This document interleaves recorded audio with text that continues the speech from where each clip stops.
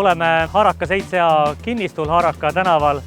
Täna toimuvad siin esmakordselt õunamahla pressimise talgud ja kui igal aastal nägime, et Kristiines on palju õunapuid ja õunu ja paljud elanikud panid ka enda aia taha karbid õuntega, siis mõtlesime, et üheskoos elanikega peaks midagi tegema ja täna on siin võimalus need oma kodused õunad võtta kaasa ja pressida maitsvaks mahlaks.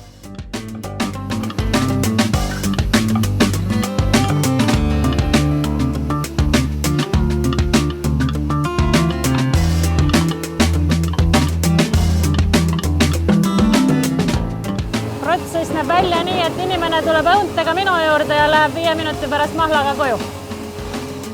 Kuidas see toimub? Õunad sisse, pessu, purustisse ja sealt tuleb juba mahl.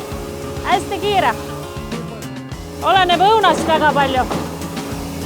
Aga päevas suudan teha umbes 2000 liitrit mahla. Tööpäevas.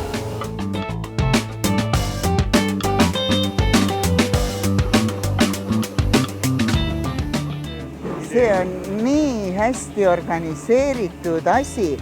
See on nii vahva, et ma ei pea enam rentima kuskilt seda purustajat ja pressi tulen ja võetakse vastu, antakse täismaht vastu. Väga hea.